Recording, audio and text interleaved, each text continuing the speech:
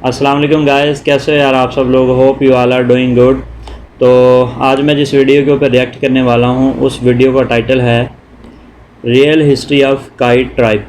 हमने ड्रामे के अंदर तो देखा था तुगरुल के अंदर के काई कबीला जो था वो सुलेमान शाह का कबीला था और एक जंगजू कबीला था। तो जो ड्रामे के अंदर हमें बताया गया वो तो हमें पता है, तो रियल हिस्ट्री जो है वो काई कबीले की क्या है। Tribe of Ertugrul Ghazi, Dirilis Ertugrul. So let's start our video. देखते हैं वीडियो के अंदर रियल हिस्ट्री क्या बताई है काई कबीले की। सो 1 2 3 गो।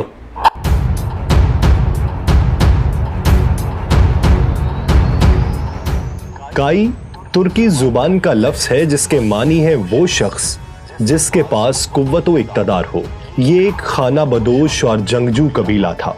काई कबीला 11वीं सदी में वस्त एशिया से अनातोलिया आया, जहां उस वक्त सल्जूकी सल्तनत की हुक्मरानी थी।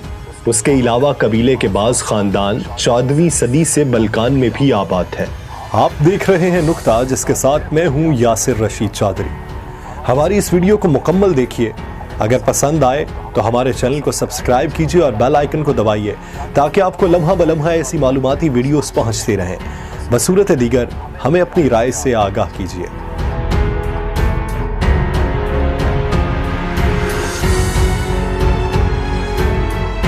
मौजूदा तुर्की में सूबा बिल्जिक काई कबीले का मरकज समझा जाता है।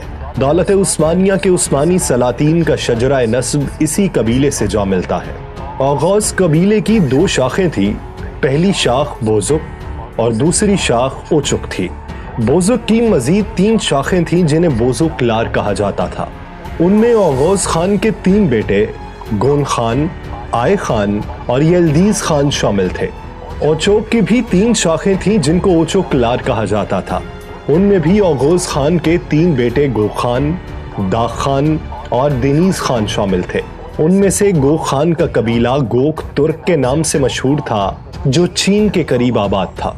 उसी के खानदान में से एक बच्चा तमूजन पैदा हुआ जो चंगेज खान के नाम से मशहूर हुआ और बाद में दुनिया का सफाक तरीन जंगजू कहलाया। कुछ तारीखदां इस बात को नहीं मानते। उनके बकौल औगौस खान मंगोल खान की नस्ल में से था। उसके किसी भाई की औलाद में से मंगोल कबीला आबाद हुआ और उस कबीले में तमोजन पैदा हुआ। मुअर्रिखीन के मुताबिक औगौस खान का दौर हजरत इब्राहीम अलैहिस्सलाम के नजदीक था। औगौस खान एक खुदा का मानने वाला था।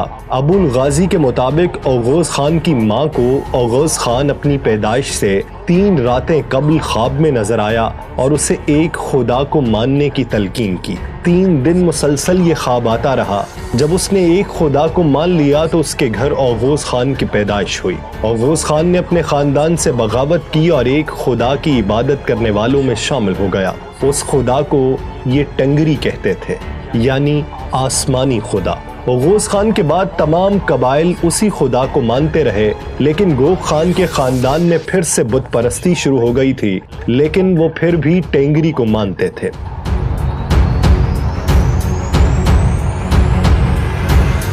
बोजो कलार की 3 शाखों में से एक गुनहान के 4 बेटे थे जिनके नाम पर कबाइल आबाद हुए। उनमें काई कबीला, बयात, अलगाओली और कराओली शामिल थे। तारीखदान अबुल गाजी के मुताबिक काई की मजीद 7 शाखें थीं। साचिकारा, कोर्तोलो, केजलकेच, काराकेच, सारिकेच, हाजोल और आच्चेकीन शामिल थीं। आच्चेकीन में सत तर्कमान नस्ल चली जो आज तुर्कमानिस्तान में आबाद है। उनमें से काराकेच वो शाख थी जिसके अफराद ने तुर्क सल्तनत कायम की। आज भी तुर्की में मौजूद काई काराकेच शाख में से हैं, लेकिन वो हमेशा से खुद को काई कहते आए हैं। काई कबीले के ही एक सरदार सुलेमान शाह का पोता उस्मान था, जिसने सल्तनत उस्मानिया की बुनियाद रखी। उस्मान गाजी अर्तुगरुल गाजी का बेटा था और उसने काइयों को वो इज्जत बख्शी कि आज भी तुर्की में काई परचम की उतनी ही इज्जत है जितनी के तुर्की के कौमी परचम की। काई कबीला एक बहादुर, जंगजू और ताकतवर कबीला था। चंद हजार खैमों पर मुश्तमिल इस कबीले के सरदार सुलेमान शाह थे। बाज़ मुअर्रिखीन के मुताबिक सुलेमान शाह के वालिद का नाम काया अल्प था। काया अल्प कबीले के सरदार थे। उसकी क़यादत में ये कबीला एशियाई कोचक के करीब मावरा नहर के इलाके में आबाद था। सरदार की वफात के बाद सुलेमान शाह कबीले के सरदार बने। عثمانی تاریخ دان رشید الدین کے مطابق 11ویں صدی عیسوی میں یہ قبیلہ وسط ایشیا سے ہجرت کر کے اناطولیہ کی جانب آ گیا۔ اناطولیہ میں اس وقت سلطان عزیز الدین خلیج ارسلان کی حکومت تھی۔ سلیمان شاہ کی قیادت میں یہ قبیلہ اناطولیہ کے قریب اہلت میں خیمہ زن ہوا۔ اہلت سے کونیا کی جانب ہجرت کے دوران دریا پار کرتے ہوئے سلیمان شاہ انتقال کر گئے۔ اس کے بعد ان کے بیٹے ارطغرل قبیلے کے سردار بنے، جو سلطنت عثمانیہ کے بانی عثمان اول کے والد تھے۔ آج بھی مشرقی اناطولیہ میں کائی قبیلے کے بہت سے آثار اور قبریں ملتی ہیں۔ قبیلے کا سردار بننے کے بعد ارطغرل غازی اپنے خاندان کے ساتھ ارزنجان چلے گئے، جہاں سلاج کا روم اور خوارزمین کے درمیان جنگ چل رہی تھی۔ ارطغرل کونیا کے سلطان علاؤالدین کیقوباد اول سے جا ملے، جہاں علاؤالدین کی فوج نے کامیابی حاصل کی۔ اس کامیابی کے بعد علاؤالدین نے ارطغرل غازی کو سوگوت کا علاقہ عنایت فرمایا، جس کے بعد ارطغرل اپنے قبیلے کے بعد سوگوت ہجرت کر گئے، جہاں ایک چھوٹی سی جاگیر سے ان کے بیٹے عثمان غازی نے سن 1299 میں اناطولیہ میں سلطنت عثمانیہ کی بنیاد رکھی، جو تقریباً 600 سالوں تک سب سے بڑی سلطنت رہی۔